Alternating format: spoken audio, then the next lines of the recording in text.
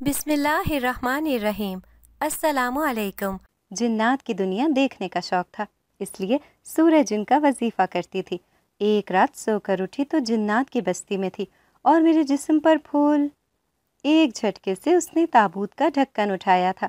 وہ خود کو بہت نڈھال محسوس کر رہی تھی۔ اس کا جسم ٹوٹا ہوا محسوس ہو رہا تھا۔ ایسے لگ رہا تھا جیسے اسے کتنے سال ہو گئے ہیں اس تابوت میں لیٹے ہوئے۔ وہ بڑی مشکل سے اس تابوت سے باہر نکلی تھی اور پھر اس کے بعد اس نے خود کو ایک صحرا میں پایا تھا۔ یہاں پر دور دور تک ریت کے سوا کچھ بھی نہیں تھا۔ یہ سب کچھ اس کے لیے بالکل نیا اور انوکھا تھا۔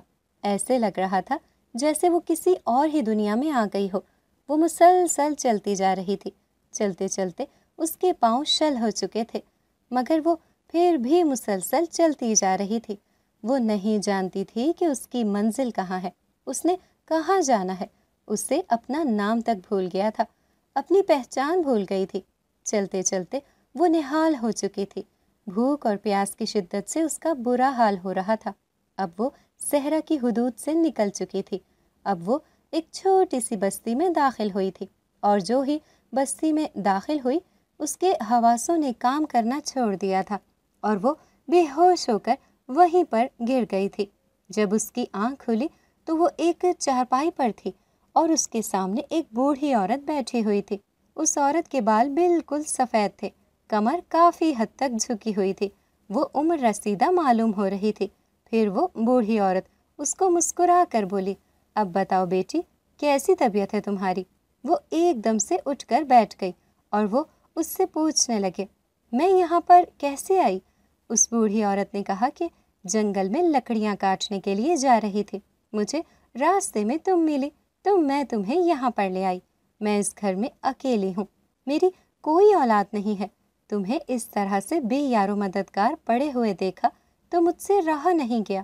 میں ایک جوان لڑکی کو اس طرح سے تنہا چھوڑ کر کیسے آگے گزر جاتی؟ اب اپنے بارے میں بتاؤ کہ تم کون ہو، تمہارے ساتھ کیا معاملہ ہوا؟ وہ لڑکی اسے کیا جواب دیتی؟ وہ سر پکڑ کر بیٹھ گئی۔ اس نے صاف لفظوں میں کہا کہ مجھے کچھ بھی یاد نہیں کہ میں کون ہوں، میرا کیا نام ہے، میں کہاں سے آئی ہوں، کہاں رہتی ہوں۔ اس نے اپنے بارے میں یاد کرنے کی کوشش کی کہ وہ کون ہے۔ اس کے سر میں شدید درد ہو گیا اور وہ دونوں ہاتھوں میں اپنا سر تھام کر رہ گئی۔ اس بوڑھی عورت نے اس کی حالت دیکھی تو کچھ بھی پوچھنے کا ارادہ چھوڑ دیا اور اس سے کہنے لگی، ٹھیک ہے، جب تک تمہیں یاد نہیں آتا تم میرے ساتھ ہی رہو گی، اور آج سے تمہارا نام نور ہے۔ اس کے بعد وہ بوڑھی عورت باہر چلی گئی اور وہ اس کے لیے ناشتہ لے کر آ گئی۔ نور کو عجیب و غریب خواب آتے تھے۔ وہ اکثر خود کو عجیب و غریب دنیا میں دیکھتی تھی، عجیب و غریب لباس میں دیکھتی تھی۔ اسے کبھی بھی ایسا احساس ہوتا تھا جیسے وہ اس دنیا میں نہیں ہے، وہ کسی اور دنیا کی ہے۔ اور پھر ایک دن بوڑھی عورت اس کے ساتھ باتیں کر رہی تھی اور وہ اسے اپنے بچپن کے قصے سنا رہی تھی، جب ایک بار وہ جنات کی وجہ سے ڈر گئی تھی۔ نور نے جنات کے نام پر چونک کر اسے دیکھا اور اس سے پوچھا کہ یہ جنات کون ہوتے ہیں؟ وہ بوڑھی عورت کہنے لگی کہ یہ جن بھی اللہ تعالیٰ کی مخلوق ہیں اور اس کے پاس بہت زیادہ طاقت ہوتی ہے۔ یہ آسانی کے ساتھ کہیں بھی ایک جگہ سے دوسری جگہ جا سکتے ہیں، یہ کوئی بھی شکل اپنا سکتے ہیں، اور یہ اچھے بھی ہوتے ہیں اور برے بھی ہوتے ہیں۔ اور اس کے بارے میں بہت سی باتیں نور کے ساتھ کرنے لگی تھی۔ ان باتوں نے نور کو جھنجھوڑ کر رکھ دیا تھا۔ نور کو محسوس ہونے لگا تھا کہ اس کا اس مخلوق کے ساتھ کوئی گہرا تعلق ہے۔ وہ اپنے دماغ پر بہت زور ڈال رہی تھی، مگر اسے کچھ بھی یاد نہیں آ رہا تھا، اسے کچھ بھی محسوس نہیں ہو رہا تھا۔ سوچتے سوچتے اس کے سر میں درد ہونے لگا تھا۔ پھر اس نے باتوں باتوں میں اماں سے پوچھا کہ اگر کوئی انسان جنات کو دیکھنا چاہے تو اسے کیا کرنا چاہیے؟ بوڑھی عورت جسے وہ اب اماں کہنے لگی تھی، اس نے کہا کہ میں نے سنا ہے کہ جو لوگ سورہ جن پڑھتے ہیں اکثر جنات ان کے سامنے حاضر ہو جاتے ہیں۔ نور نے اس بات کو اپنے ذہن میں بٹھا لیا تھا اور اس نے یہ فیصلہ کر لیا تھا کہ وہ بھی روزانہ سورہ جن پڑھے گی۔ جب پہلے دن اس نے سورہ جن پڑھی تو اس سے بہت زیادہ سکون محسوس ہوا تھا۔ پھر اس کے بعد اس نے معمول بنا لیا تھا روزانہ ہی سورج جن پڑتی تھی۔ اماں جنگل سے لکڑیاں کاٹ کر لاتی تھیں اور لکڑیوں کو بیچ کر اپنا گزارا کرتی تھیں۔ نور کو یہ بات بہت شرمندگی میں مبتلا کر دیتی تھی، اسی لیے اس نے فیصلہ کیا وہ کل سے جنگل میں اماں کے ساتھ جائے گی اور وہاں سے لکڑیاں کاٹ کر لے کر آئے گی۔ اماں کو اس کے بارے میں پتہ چلا تو انہوں نے اس سے پہلے نور کو روکنے کی کوشش کی، مگر نور کی ضد کے آگے وہ ہار مان گئی تھی۔ نور جب لکڑیاں کاٹ رہی تھی تو اس دن ایک ہی وقت میں ڈھیر ساری لکڑیاں کاٹ لی تھیں اور اسے تھکن کا بھی احساس نہیں ہو رہا تھا۔ اماں اسے دیکھ کر حیران ہو رہی تھی اور کہہ رہی تھی کہ تم انسان ہو یا جن ہو، تم نے اتنا سارا کام اتنی جلدی کیسے کر لیا؟ پھر نور ان کے ساتھ روزانہ ان کے ساتھ جانے لگی۔ اس دن جنگل میں نور لکڑیاں کاٹ رہی تھی کہ جب وہاں پر ایک عجیب اور غریب حلیے والا شخص آیا تھا۔ اس نے نور کو دیکھا اور نور کو دیکھ کر وہ چونک گیا تھا۔ وہ نور کے ساتھ بات کرنا چاہتا تھا، مگر اس کے ساتھ اماں کو دیکھ کر وہ خاموش ہو گیا، کیونکہ وہ بہت ہی زیادہ غصے والی تھی اور سخت تھی اور پورے گاؤں میں اپنی زبان درازی کی وجہ سے مشہور تھی۔ اس شخص نے فیصلہ کیا کہ وہ نور کے بارے میں سب کچھ پتہ لگا کر رہے گا، اور آج رات کو ہی وہ قبرستان میں روانہ ہو گیا تھا۔ اس نے ایک جگہ پر حصار قائم کیا اور اس کے آگے پیچھے موم بتی جلانے لگا۔ اسے عمل کرتے ہوئے تھوڑی ہی دیر گزری تھی جب اس کے سامنے ایک بہت ہی خوفناک شکل کی عفریت آ گئے تھے۔ وہ شخص اصل میں ایک جادوگر تھا۔ اسے نور پر شک ہو رہا تھا اور وہ اپنا شک دور کرنا چاہتا تھا۔ اس نے اس عفریت کو نور کی اصلیت پتہ کرنے کے لیے کہا۔ چند ہی پل گزرے تھے کہ وہ عفریت دوبارہ سے اس جادوگر کے سامنے نمودار ہو گئی، اور پھر اس نے جو حقیقت بتائی، جادوگر کے ہونٹوں پر شیطانی مسکراہٹ پھیل گئی تھی۔ اس کا شک یقین میں بدل گیا تھا، مگر اب مسئلہ یہ تھا کہ وہ نور کو حاصل کرنا چاہتا تھا، مگر کیسے؟ اس نے سیدھے سبھاؤ اماں کے پاس نور کے رشتے کے لیے بات کی اور انہوں نے اسے گالیاں دے کر گھر سے نکال دیا، کیونکہ وہ اس سے پہلے 3 شادیاں کر چکا تھا اور ان تینوں بیویوں کے بارے میں کہا جاتا ہے کہ اس نے خود انہیں قتل کیا تھا۔ وہ ویسے بھی گاؤں میں اپنے برے اعمال کی وجہ سے مشہور تھا۔ گاؤں کا کوئی شخص بھی اس سے بات کرنا پسند نہیں کرتا تھا کہ اسے اپنی بیٹی کا رشتہ دیتا۔ بہت دنوں سے نور کے ساتھ عجیب و غریب خوابوں کا سلسلہ پھر سے شروع ہو گیا تھا، مگر اسے ان خوابوں سے ڈر نہیں لگتا تھا۔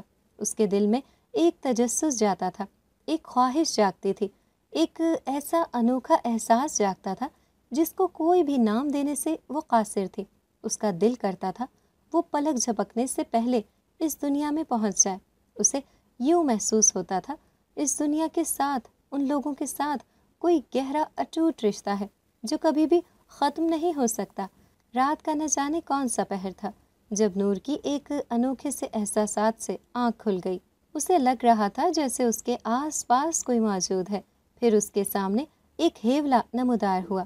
وہ ایک بہت ہی حسین و جمیل نوجوان تھا۔ اسے دیکھ کر نور کو یوں محسوس ہوا جیسے وہ صدیوں سے اس کو جانتی ہے۔ نور نے اس سے پوچھا کہ وہ کون ہے اور اس کے کمرے میں کیا کر رہا ہے۔ وہ جواب دینے کے بجائے اسے اس طرح سے دیکھ رہا تھا جیسے نظروں سے دل میں اتار لینے کا ارادہ ہو، جیسے صدیوں بعد اسے دیکھ رہا ہو اور نظروں کی پیاس جو بجھنے کا نام نہیں لے رہی تھی۔ مگر اب نور اچھی خاصی بوکھلا گئی تھی اور اس سے پوچھ رہی تھی کہ مجھے بتاؤ کہ تم کون ہو۔ اس نوجوان نے کہا، تمہیں سب کچھ جلدی پتہ چل جائے گا۔ میں تمہیں تلاش کرنے کے لیے کہاں کہاں نہیں کیا، مگر تم نہیں ملی۔ تم نہیں جانتی میں تمہارے لیے کس قدر بے قرار تھا۔ اس کی باتیں سن کر نور پاگل ہونے کو تھی۔ مگر مجھے یہ بتاؤ کہ تم کون ہو، مجھ سے کیا چاہتے ہو؟ مگر وہ خاموشی سے اس کے چہرے کی طرف دیکھتا رہا اور کہنے لگا، ابھی اس کا وقت نہیں آیا، تم بہت جلد میرے پاس خود آ جاؤ گی، تمہیں سب کچھ یاد آ جائے گا۔ میں تمہیں خود سے کچھ بھی یاد نہیں کروا سکتا، اس کے لیے تمہاری جان کو خطرہ ہو سکتا ہے۔ پھر وہ نوجوان وہاں سے غائب ہو گیا تھا اور نور حیران پریشان بیٹھی دیکھتی رہ گئی تھی۔ نور کے معمولات اسی طرح سے گزر رہے تھے۔ وہ دونوں جنگل سے لکڑیاں کاٹ کر لاتی تھی اور پھر بیچ دیا کرتی تھی، اور وہ جادوگر نور کو حاصل کرنے کے لیے ایڑی چوٹی کا زور لگا رہا تھا، مگر اسے سمجھ نہیں آ رہا تھا کہ نور پر اس کا جادو اثر کیوں نہیں کر رہا۔ کوئی تھا جو نور کی حفاظت کر رہا تھا، اس کو جادوگر سے بچا رہا تھا۔ جادوگر نے یہ سوچا کہ جب میں اسے جادو سے حاصل نہیں کر پا رہا تو مجھے پھر دوسرے طریقے سے اپنا کام کرنا چاہیے۔ اس مقصد کے لیے اس نے چند غنڈے بھی رکھے ہوئے تھے جو اس کے لیے ہر کام سر انجام دیا کرتے تھے۔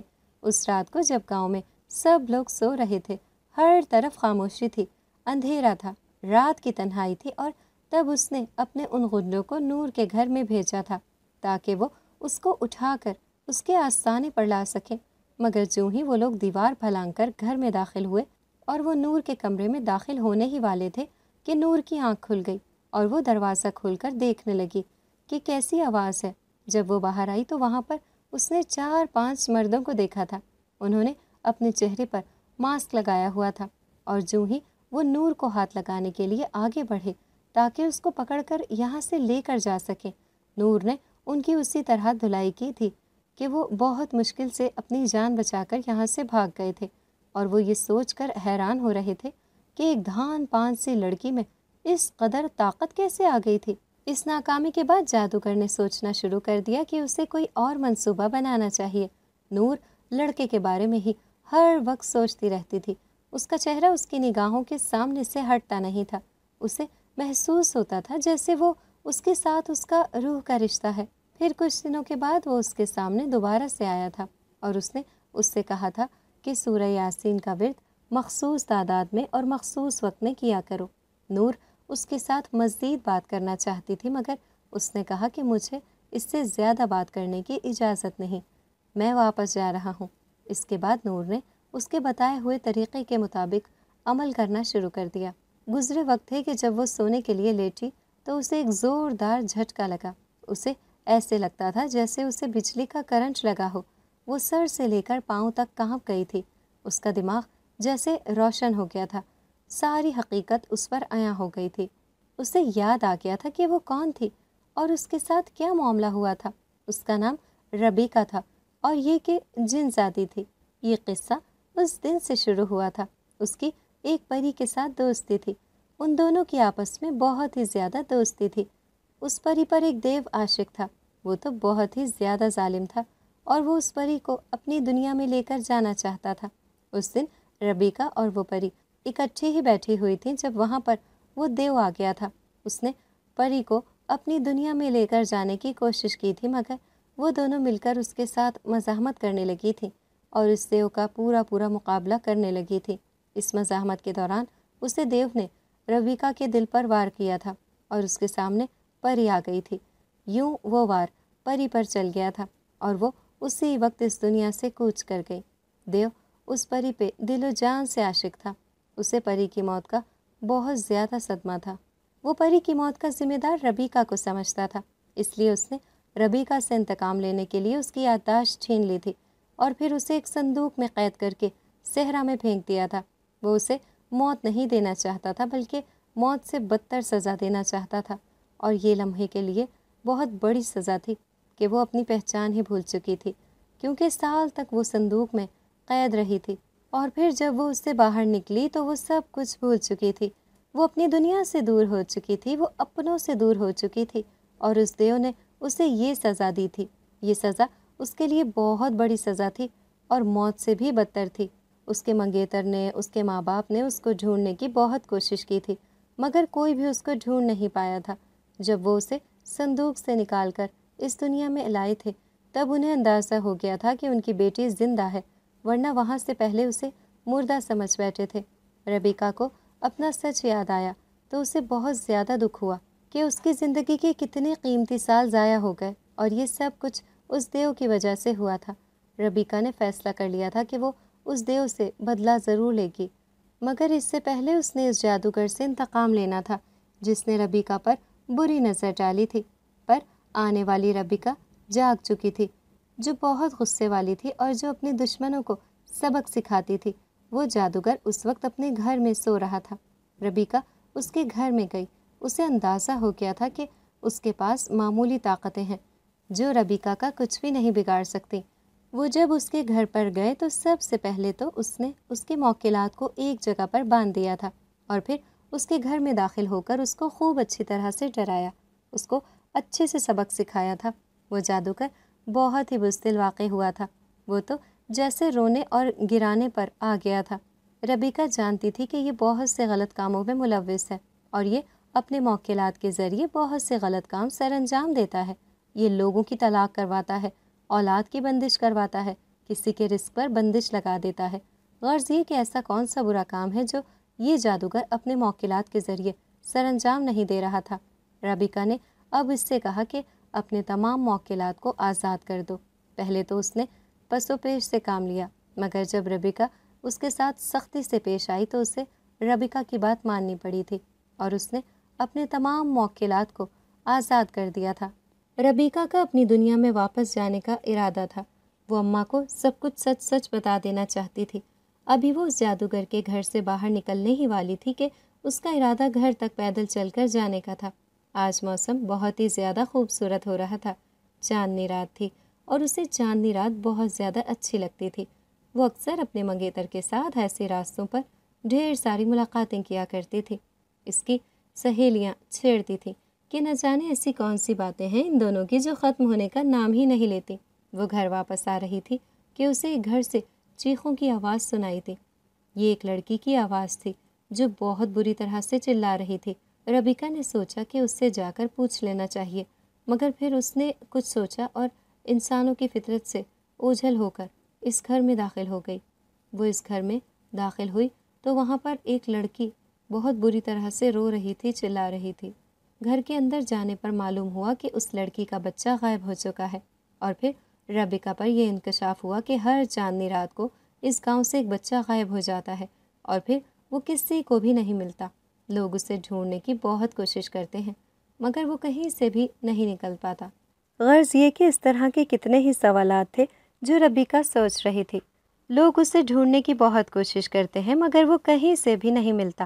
کتنے ہی عامل اور نیک لوگ اس گاؤں میں آ چکے ہیں، وہ اس بات کا کھوج لگانے میں ناکام ہو چکے ہیں کہ گاؤں میں یہ جو واقعات ہوتے ہیں یہ کیوں ہو رہے ہیں، وہ بچے کون لے کر جاتا ہے اور کہاں لے کر جاتا ہے اور ان کے ساتھ کیا ہوتا ہے، اور وہ بچے صرف چاندنی رات میں ہی کیوں اغوا کیے جاتے ہیں۔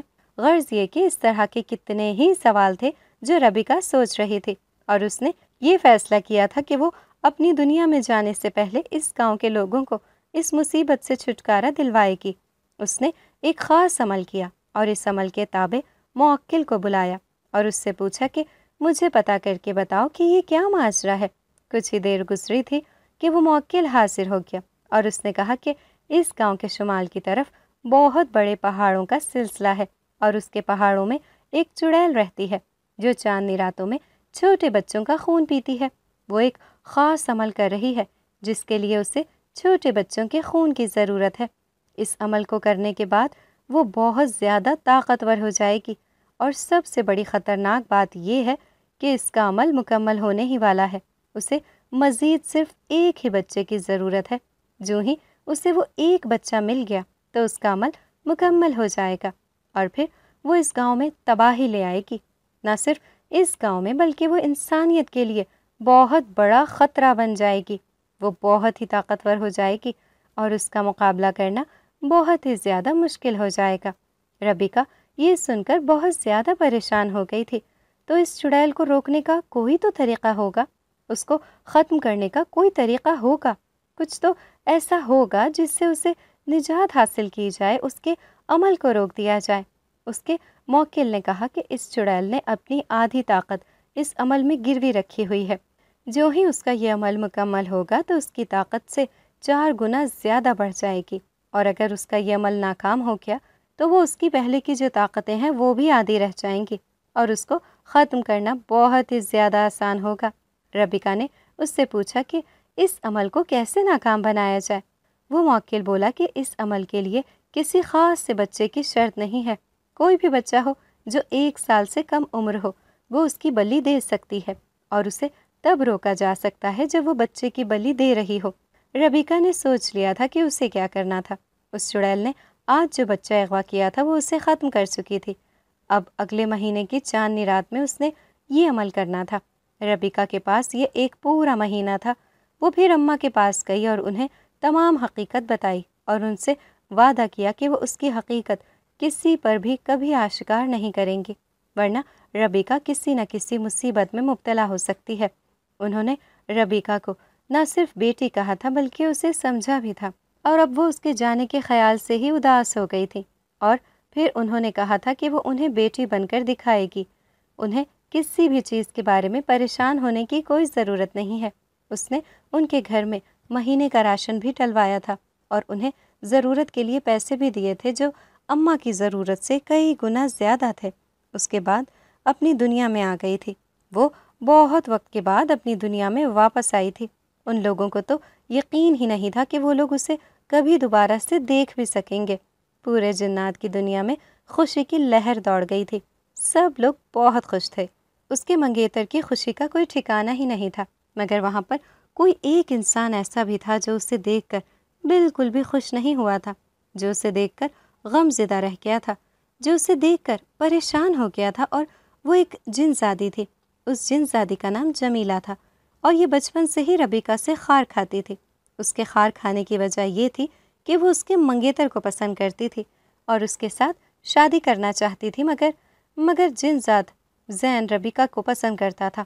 جمیلہ نے اسے اپنی طرف متوجہ کرنے کی بہت کوشش کی تھی، اس نے اسے متاثر کرنے کے لیے ہر ممکن کوشش کی، مگر وہ اس کی کسی بھی ادا میں، کسی بھی چال میں نہیں آیا تھا کہ اس کے خوابوں خیالوں میں صرف ربیکہ ہی تھی۔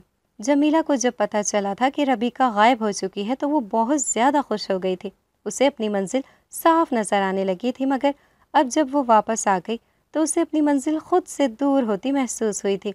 اب وہ اس کے لیے سازش تیار کر رہی تھی کہ کوئی ایسا طریقہ جس سے ربیکہ اس کے اور زین کے درمیان میں سے ہٹ جائے، حالانکہ وہ ربیکہ اور زین کے درمیان میں وہ خود آئی تھی۔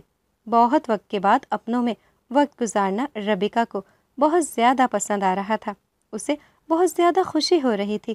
دن پڑ لگا کر اڑ رہے تھے اور میں 1 مہینے کا عرصہ گزر چکا تھا، اب چاندنی رات شروع ہونے والی تھی۔ ربیکہ نے زین سے اس بارے میں بات کی، اس کو اپنے مقصد کے بارے میں بتایا کہ وہ ایک چڑیل سے گاؤں والوں کی جان چھڑانا چاہتی ہے۔ پہلے تو زین نے اسے منع کیا، سمجھایا کہ تم پہلے بھی ایک مصیبت میں پھنس چکی تھی، مگر ربیکہ کسی طور پر بھی قائل نہیں ہو رہی تھی۔ وہ بازی تھی کہ وہ انسانوں کی دنیا میں ضرور ہی جائے گی، مگر اب کی بار زین اسے اکیلے جانے نہیں دے سکتا تھا، وہ خود بھی اس کے ساتھ چلا گیا تھا۔ چاندنی رات تھی، ہر طرف چاند کی روشنی پڑی تھی، وہ لوگ پہاڑوں سے تھوڑا ہٹ کر بیٹھے ہوئے تھے اور اس چڑیل کا پہاڑ سے نکلنے کا انتظار کر رہے تھے۔ تھوڑی ہی دیر کے بعد ان کا انتظار رنگ لے آیا تھا اور ان پہاڑوں سے ایک سایہ نکلتا ہوا دکھائی دیا تھا۔ وہ سایہ پہاڑوں میں جا رہا تھا اور ربیکہ سمجھ گئی تھی کہ وہ وہی چڑیل ہے جو گاؤں میں بچوں کو اغوا کرنے کے لیے جا رہی ہے۔ اس کا اندازہ غلط نہیں تھا، کچھ ہی پل گزرے تھے کہ وہ سایہ ہاتھ میں کچھ اٹھائے ہوئے نظر آیا اور پھر بھی وہ پہاڑوں میں غائب ہو گیا، اور ربیکہ اور زین بھی اس جانب چل دیے جہاں پر وہ غائب ہوئے تھے۔ اب وہ سنبھل کر قدم اٹھا رہے تھے کہ کہیں اس چڑیل کو ان کے بارے میں خبر نہ ہو جائے۔ اب وہ اس کے قریب پہنچ چکے تھے اور وہ ارد گرد سے بے خبر ہو کے اس بچے کو اپنے سامنے لٹا کر بیٹھی ہوئی تھی۔ اس کے سامنے ایک بہت ہی خوفناک شکل کی مورتی تھی جو کہ ایک شیطان کی تھی، اور وہ چڑیل شیطان کی پوجا کر کے اس سے مدد لینے والی تھی، مگر نہیں جانتی تھی کہ اس کے ساتھ کیا ہونے والا ہے۔ وہ ارد گرد سے بالکل ہی بے نیاز ہو چکی تھی، بچہ بہت بری طرح سے رو رہا تھا۔ اب اس نے ہاتھ میں ایک بہت بڑا خنجر اٹھایا ہوا تھا، جو ہی اس نے خنجر بچے پر چلانے کے لیے ہاتھ اوپر اٹھایا، ربیکہ نے اس بچے کو وہاں سے اٹھا لیا تھا اور وہ خنجر جا کر اس کی ٹانگ پر لگا تھا، جس کی وجہ سے اس بچے کے جسم سے خون رسنے لگا۔ ایک پل کو تو اسے سمجھ نہیں آئی کہ کیا ہوا ہے، مگر اگلے ہی پل اس کے منہ سے ایک دلدوز چیخ برآمد ہوئی تھی۔ اس کا عمل خراب ہو چکا تھا اور اب وہ شیطان کے عطاب کا نشانہ بننے والی تھی، مگر اس سے پہلے وہ یہ جاننا چاہ رہی تھی کہ وہ گستاخ کون ہے جس نے اس کے عمل کو خراب کیا ہے، جس نے اپنی موت کو دعوت دی ہے، مگر اسے سنبھلنے کا موقع ہی نہیں ملا تھا۔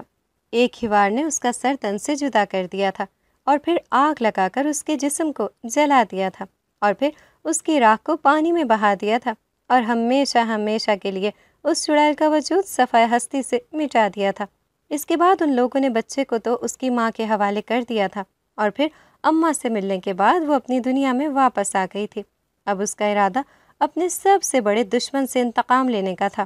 زین نے اسے اس کام سے باز رہنے کے لیے تنبیہ کی، یہاں تک کہ اسے اس کے ماں باپ نے بھی منع کیا، مگر وہ تو جیسے کسی کی بھی باتیں سننے کے موڈ میں نہیں تھی۔ اس نے فیصلہ کر لیا تھا کہ اس سے انتقام لینا ہے تو لینا ہے، اور یہ کام اتنا آسان بھی نہیں تھا۔ اس کے لیے بہت زیادہ طاقت کی ضرورت تھی، کیونکہ وہ دیو بہت ہی بڑا طاقتور تھا اور تمام جنات مل کر بھی اس کا مقابلہ نہیں کر سکتے تھے۔ ربیکا کے قبیلہ جنات میں ایک بہت ہی عمر رسیدہ بزرگ تھے۔ ان کے پاس ہر قسم کے مسئلے کا حل ہوتا تھا، ان کے پاس ہر سوال کا جواب ہوتا تھا۔ ربیکا نے ان سے اپنا مسئلہ بیان کیا۔ انہوں نے بھی پہلے اس سے باز رہنے کے لیے کہا تھا، مگر پھر جب انہوں نے ربیکا کی ضد دیکھی تو انہوں نے اسے ایک عمل بتایا، مگر یہ عمل بہت ہی زیادہ خطرناک تھا۔ اس کو کرنا جان جوکھوں کا کام تھا، جان بھی جا سکتی تھی۔ ربیکا کی ضد تھی کہ وہ ہر مشکل سے مشکل کام سر انجام دے کر رہے گی۔ بزرگ نے اس سے کہا کہ اسے 21 دن تک ایک بلی کے روپ میں رہنا ہوگا، اور یہ عمل بلی کے روپ میں رہ کر ہی کرنا ہوگا، اور اسے 21 دن تک انسانوں کی دنیا میں رہنا ہوگا، اور یہ سارا عمل قبرستان میں بیٹھ کر وہ کرے گی۔ اسے جادو استعمال کرنے کی اجازت بھی ایک ضرورت کے وقت ہوگی۔ وہ اپنی یا دوسروں کی مدد کے تحت ہی جادو کا استعمال کر سکے گی، ورنہ اس کا سارا عمل بیکار ہو جائے گا، اور وہ اس دیو کا کچھ بھی نہیں بگاڑ سکے گی۔ یہ سن کر وہ پریشان ہو گئی تھی کہ وہ بلی کے روپ میں کیسے رہے گی، مگر اس نے کہا کہ ٹھیک ہے، میں اپنا انتقام لینے کے لیے کچھ بھی کر گزروں گی۔ جب زین کو پتہ چلا تو زین نے بھی اس سے باز رہنے کے لیے بہت زیادہ مجبور کیا، مگر پھر بھی وہ ہار مان گیا۔ رات کا وقت تھا، ربیکا بلی کے روپ میں پھر رہی تھی۔ وہ ایک دروازے کے پاس سے گزر رہی تھی جب اندر سے آتی آوازیں سن کر وہ اپنی جگہ پر ٹھٹک کر رک گئی تھی۔ ایک بچے کے رونے کی آواز آ رہی تھی۔ امی، آپ کو پتہ ہے میں نے کل سے کچھ نہیں کھایا، مجھے بہت زیادہ بھوک لگ رہی ہے، میں کیا کروں؟ اس کی ماں اسے بہلانے کی کوشش کر رہی تھی۔ میں نے چولہے پر کھانا رکھا ہوا ہے، وہ جلد ہی پک جائے گا۔ وہ بچہ اور زور زور سے رونے لگا۔ مجھے پتہ ہے آپ نے چولہے پر صرف پانی رکھا ہوا ہے، آپ ہمیں بہلانے کے لیے ایسا کہہ رہی ہیں تاکہ ہم لوگ سو جائیں اور آپ سے کھانا نہ مانگے۔ ابو کو فوت ہوئے اتنے دن ہو گئے ہیں اور ہم لوگ کتنے دنوں سے بھوکے ہیں۔ یہ سب سن کر اس کو بہت دکھ ہوا تھا۔ اسے اپنے جن بابا کی یاد آ گئی کہ وہ ضرورت کے وقت اپنی طاقتوں کا استعمال کر سکتی تھی۔ اس نے اپنے جادو سے راشن منگوایا اور دروازے پر زوردار طریقے سے دستک دی۔ وہ خود بلی کے روپ میں تھی اور دروازے کے پاس ہی کھڑی تھی۔ اس عورت نے دروازہ کھولا تو اتنا سارا راشن دیکھ کر حیران رہ گئی، اور اس نے گلی میں دیکھا یہاں پر کوئی بھی نہیں تھا، اور کھانے کا سامان دیکھ کر اس کے تینوں بچے بہت زیادہ خوش ہو گئے تھے۔ وہ نہ جانے کتنے دنوں سے بھوکے تھے۔ ربیکا بھی ان کے گھر میں داخل ہو گئی تھی۔ اتنے میں ان بچوں کی ربیکا پر نظر پڑی اور خوش ہو گئے کہ اتنی پیاری بلی ہے، ہم اسے اپنے گھر میں رکھیں گے۔ پھر اس عورت نے کھانا بنایا تو وہ سب لوگ کھانا کھا کر سو گئے۔ اس عورت نے ربیکا کو بھی ایک برتن میں دودھ ڈال کر دیا تھا۔ ربیکا سوچ رہی تھی کہ دنیا میں کتنی مشکلات میں لوگ زندگی بسر کر رہے ہیں۔ اسے تو کبھی اندازہ بھی نہیں تھا کہ لوگ کبھی بھوک کے لیے بھی ترستے ہوں گے۔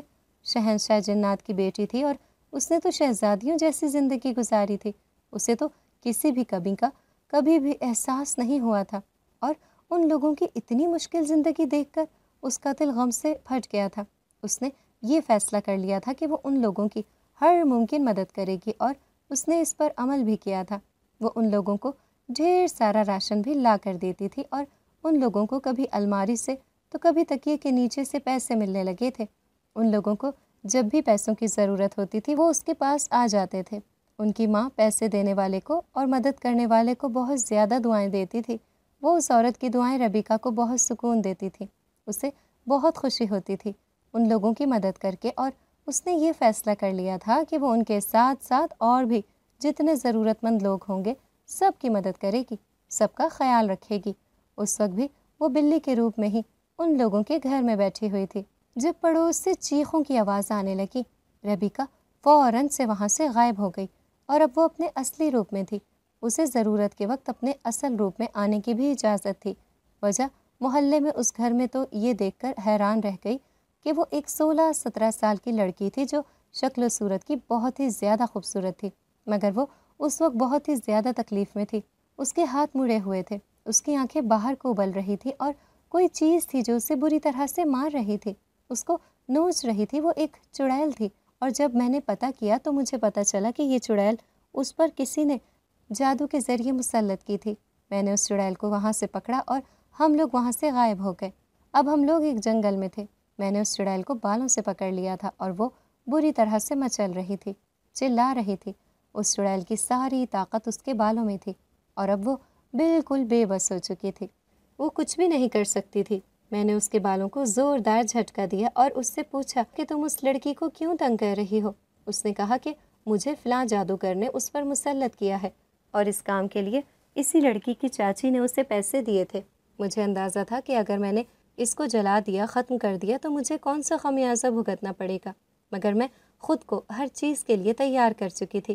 میں نے اس چڑیل کو ختم کر دیا تھا اور پھر اس جادوگر کو میرے بارے میں پتہ چل گیا اور وہ مجھے قابو کرنے کے لیے ناکام کوشش کرنے لگا، مگر میں شہنشاہ جنات کی بیٹی تھی، میں اس کے قابو میں کس طرح سے آ سکتی تھی؟ میں نے اپنے قبیلے سے بہت سے جنات کو بلایا تھا، ان سب نے اس جادوگر پر مل کر حملہ کر دیا تھا اور وہ جادوگر ان سب کے سامنے بالکل بے بس ہو چکا تھا۔ رات کا وقت تھا، میں اس لڑکی کی چاچی کے پاس گئی، وہ بالکل بے خبر اور سکون کے ساتھ سو رہی تھی۔ میں نے اس سے چادر کھینچی اور اس نے دوبارہ سے وہ چادر اوڑھ لی۔ اب میں نے اس کے سر کے نیچے سے تکیہ نکال کر پھینک دیا اور وہ ایک دم سے ہڑبڑا کر اٹھ بیٹھی تھی اور ڈر کے مارے چلانے لگی تھی۔ میں نے کہا، میں وہی چڑیل ہوں جو تم نے اپنی بھتیجی پر مسلط کروائی تھی اور اب میں تمہیں نہیں چھوڑوں گی۔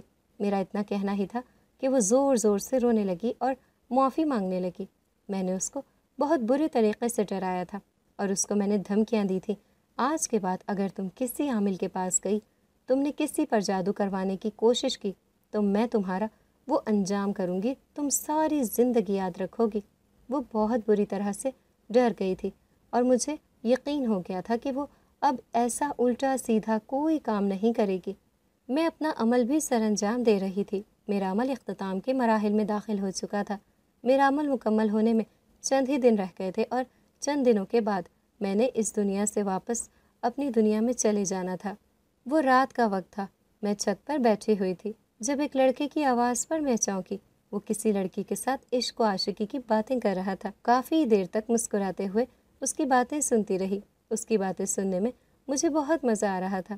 اس نے فون بند کر دیا اور اس کے بعد وہ ایک اور لڑکی کے ساتھ وہی باتیں کرنے لگا۔ یہ سن کر مجھے بہت دھچکا لگا، مطلب کہ وہ ایک وقت میں بہت سی لڑکیوں سے محبت کر رہا تھا۔ ایسا بھلا کیسے ممکن ہے؟ اس کا مطلب تھا کہ وہ سب کو دھوکہ دے رہا تھا۔ اب میرا کام بنتا تھا کہ میں اس کو مزہ چکھاؤں، اس کو غلط کام سے روکوں۔ جب باتیں کر رہا تھا تو میں غائب ہو کر اس کے پاس چلی گئی تھی اور اس کے کان میں سرگوشی کرنے لگی۔ اس کے ہاتھ سے موبائل چھوٹتے چھوٹتے بچا تھا۔ وہ بہت ہی زیادہ بوکھلا گیا تھا اور ادھر ادھر دیکھنے لگا تھا، مگر یہاں پر کوئی ہوتا تو وہ اسے نظر آتا۔ کون ہے؟ وہ ہکلاتے ہوئے بولا تھا۔ میں تم سے بہت پیار کرتی ہوں اور میں تمہارے ساتھ شادی کرنا چاہتی ہوں، تمہیں اپنی دنیا میں لے کر جانا چاہتی ہوں۔ یہ سننا ہی تھا کہ اس کی تو حالت غیر ہونے لگی تھی۔ وہ بہت بری طرح سے گھبرا گیا تھا، مگر میں نے یہ سلسلہ یہیں پر ہی موقوف نہیں کیا۔ وہ کہنے لگا، آپ کون ہیں؟ نظر کیوں نہیں آ رہی؟ میں نے اسے مزید ڈرانے کے لیے کہا کہ میں ایک چڑیل ہوں اور میں بہت ہی خوفناک شکل و صورت کی ہوں، اگر تمہارے سامنے آئی تو تمہارا دل پھٹ جائے گا، مگر جب ہماری شادی ہو جائے گی تب تو مجھے برداشت کرنا تمہاری مجبوری ہوگی، تب میں تمہارے سامنے اصل شکل میں رہوں گی۔ مجھے اس کی شکل دیکھ کر بہت ہنسی آ رہی تھی۔ وہ بیچارہ رونے لگا، گڑ گڑانے لگا، مجھے معاف کر دو، مجھے جانے دو۔ میں نے بھی پھر مزید شرارت کا ارادہ ملتوی کر دیا اور اسے کہا کہ آئندہ اگر میں نے تمہیں کسی لڑکی کے ساتھ فلرٹ کرتے ہوئے دیکھا تو مجھ سے برا کوئی نہیں ہوگا۔ اگر کوئی پسند ہے تو سیدھے طریقے سے اس کے ساتھ شادی کر لو، لیکن بہت سی لڑکیوں کی زندگی برباد کرنا یہ کہاں کی انسانیت ہے۔ میرا عمل مکمل ہونے میں 2 دن ہی رہ گئے تھے۔ آج کا عمل بہت ہی خطرناک تھا۔ آج تو وہ دیو بذات خود میرے سامنے آ کر بیٹھ گیا تھا اور مجھے دھمکانے لگا تھا کہ میں یہ عمل چھوڑ دوں، مگر میں نے اس کی سنی انسنی کر دی اور اپنا عمل مکمل کر کے ہی وہاں سے اٹھی۔ مجھے کچھ دن تک یہاں سے چلے جانا تھا اور میں ان لوگوں کا مستقل بندوبست کرنا چاہتی تھی۔ میں نہیں چاہتی تھی کہ یہ لوگ کسی کے سامنے ہاتھ پھیلانے پر مجبور رہیں۔ وہ عورت پڑھی لکھی نہیں تھی، مگر وہ سلائی کا کام جانتے تھے، مگر ان کے پاس سلائی مشین نہیں تھی۔ میں نے پھر اپنی دنیا سے ایک سلائی مشین منگوائی جو بہت نفاست سے کپڑے سلائی کرتی تھی اور اس کا کام بہت تیزی سے ہو جاتا تھا۔ دروازے پر وہ مشین رک کر میں نے زوردار طریقے سے دروازے پر دستک دی۔ مشین دے کر وہ عورت سمجھ گئی کہ یہ بھی اس کے لیے غیبی امداد ہے۔ وہ بہت ہی زیادہ دعائیں دے رہی تھی اور وہ دعائیں سن سن کر مجھے سکون محسوس ہو رہا تھا۔ پھر اس عورت کے پاس محلے کی بہت سی عورتیں کپڑے لانے لگی تھیں۔ آہستہ آہستہ اس وقت شہر سے دور دور تک پھیلنے لگی۔ کتنے ہی لوگ اس کے پاس کپڑے سلوانے کے لیے آنے لگے تھے اور اس کا کام بہت اچھے طریقے سے چل پڑا تھا۔ اور یہ سب کچھ دیکھ کر مجھے بہت ہی زیادہ خوشی ہوتی تھی۔ میرا عمل مکمل ہو گیا تھا۔ وہ دیو میرے قبضے میں آ چکا تھا۔ میں نے اس کو جلا کر ختم کر دیا تھا۔ میرا انتقام پورا ہو چکا تھا اور میرا یہ دشمن اپنے اختتام کو پہنچ چکا تھا۔ مجھے انسانوں کی دنیا بہت زیادہ پسند آئی تھی اور مجھے انسان بھی بہت پسند آئے تھے۔ مجھے انسانوں کی دنیا سے واپس جانے کا دل ہی نہیں کر رہا تھا۔ میں یہاں سے بہت مشکل سے اپنی دنیا میں جانے کے لیے راضی ہوئی تھی، مگر مجھے اس بات کی بھی خوشی تھی کہ میں نے بہت سے لوگوں کی مدد کی تھی۔ اب میں اپنی دنیا میں واپس آ چکی تھی اور ہمارے گھر والے ہم دونوں کی شادی کی تیاریاں کر چکے تھے۔ جس طرح انسانوں کی دنیا میں دلہن کو تیار کرنے کے لیے طرح طرح کے اپٹن لگائے جاتے ہیں، اسی طرح سے ہماری دنیا میں بھی بہت جڑی بوٹیوں کا عرق نکال کر دلہن کو لگایا جاتا ہے۔ میری سہیلیاں ابھی مجھے یہ عرق لگایا کرتی تھیں۔ اس دن میری ایک سہیلی نے اصرار کیا کہ یہ عرق اپنے چہرے پر لگاؤ، اس سے تمہارا چہرہ بھی بہت زیادہ خوبصورت ہو جائے گا۔ مگر میں اس کو چہرے پر لگانے کے بجائے اپنے ہاتھ پر لگایا اور ہاتھ پر لگاتے ساتھ ہی میرے ہاتھ پر شدید جلن ہونے لگی۔ میں نے اسی وقت اپنا ہاتھ دھویا۔ مجھے سمجھ نہیں آ رہا تھا کہ یہ کیا ہو رہا ہے۔ انہوں نے میرا ہاتھ دیکھا تو کہا، اس میں وہ زہریلی جڑی بوٹی ملائی گئی ہے جو جلد کو جلا دیتی ہے۔ مطلب کہ کسی نے میرا چہرہ خراب کرنے کی کوشش کی تھی۔ وہ کون تھا جو ایسا کر سکتا تھا؟